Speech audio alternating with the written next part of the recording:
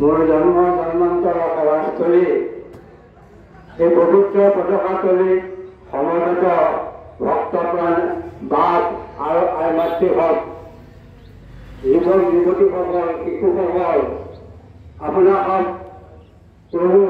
চৈতন্য মূৰ্তি স্বৰূপ নাৰায়ণৰ অংশ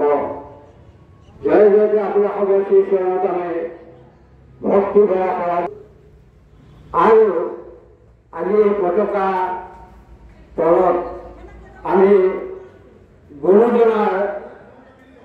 577 সংখ্যক আবিৰ্ভাৱ মহোৎসৱটি সাৰ্বজনীন শ্ৰীমন্ত শংকৰদেৱ সংঘৰ শ্ৰীমন্ত শংকৰদেৱ গুৰুজনাৰ এই উৎসৱটি অংশ হিচাপে আমি এই পতাকাৰ তলত সমবেত হৈ আজি সকলোৱে সংকল্প ল'ব লাগিব কিয়নো গুৰুজনাৰ যি আদৰ্শ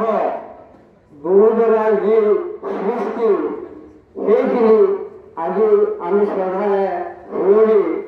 আমাৰ জীৱনো গুৰুচৰণত সেৱিত হৈ আমি যেন মানুহ গঢ়াৰ বাবে আৰু নিজেও মানুহ হোৱাৰ বাবে পৃথিৱীত আগবাঢ়ি যাব পাৰোঁ তাৰ বাবে গুৰুজনাই আমাৰ কৃপা বৰ্ষণ কৰিব আমি সচেতনভাৱে গুৰুজনাক সহায় জনাইছোঁ আৰু এই গুৰুজনা জগত গুৰু বুলি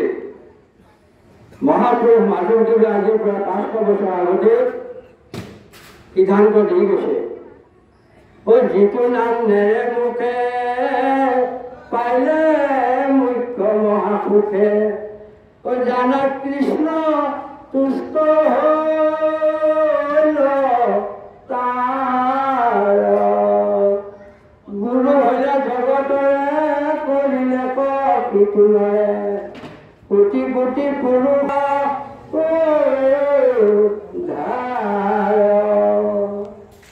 মহাপুৰুষ মাধৱদেৱে 500 বছৰ প্ৰায় 500 বছৰ আগতে জগত গুৰু বুলি আমাৰ পৰিচয় দি গৈছে আৰু 19শ শতাব্দীত আহি বাণীকান্ত মাধৱদেৱে বুলি আখ্যা দি শংকৰদেৱক আখ্যায়িত কৰিছে আৰু তাৰে প্ৰভাৱত লক্ষ্মীনাথ বেজবৰুৱাই আপোনালোকে জানে যে গুৰু লাগে মোক শিক্ষিত শিষ্য জগতত জাননী দিলোঁ জগতৰ গুৰু শ্ৰীমন্ত শংকৰ ঘৰতে আছিলে অন্ধৰাই গতিকে এই কথাখিনি আমাক নিশ্চিতভাৱে শ্ৰীমন্ত শংকৰদেৱ যে জগতৰ গুৰু এই কথাটো প্ৰস্তুতমান কৰায় আৰু শাস্ত্ৰৰ মাজেও গুৰুজনে উবা নৰৰূপ হৰি ভজিও এই বুলি আমাক উপদেশ দি গৈছে উবা নৰৰূপ বুলি কওঁতে সেয়া অসমীয়া সকলোৱে কোৱা নাই জগতৰ সমস্ত নৰ সমাজক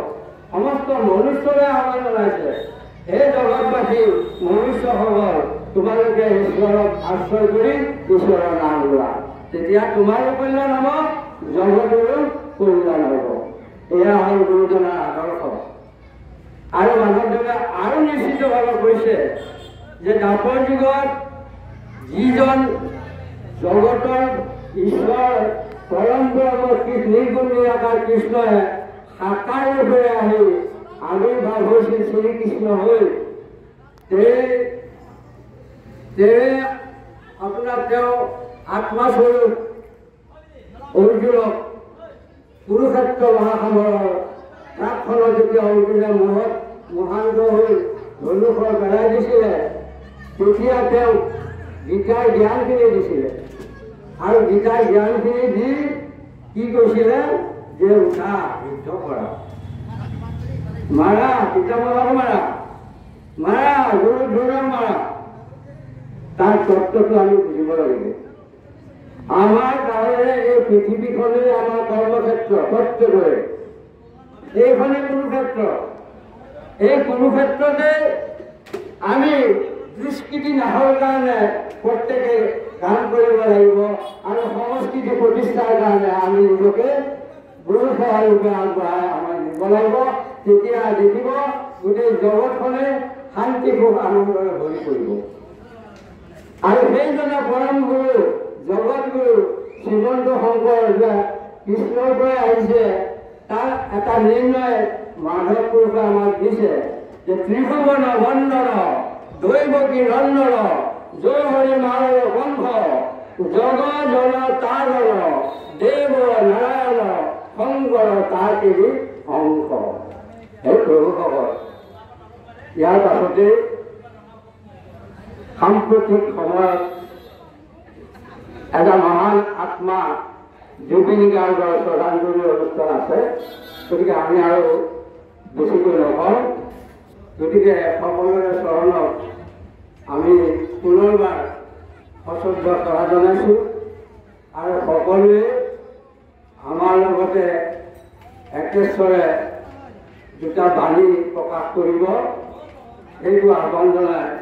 আমাৰ বক্তব্য মোৰ বক্তব্য ইমানতে সামৰণি লৈছোঁ।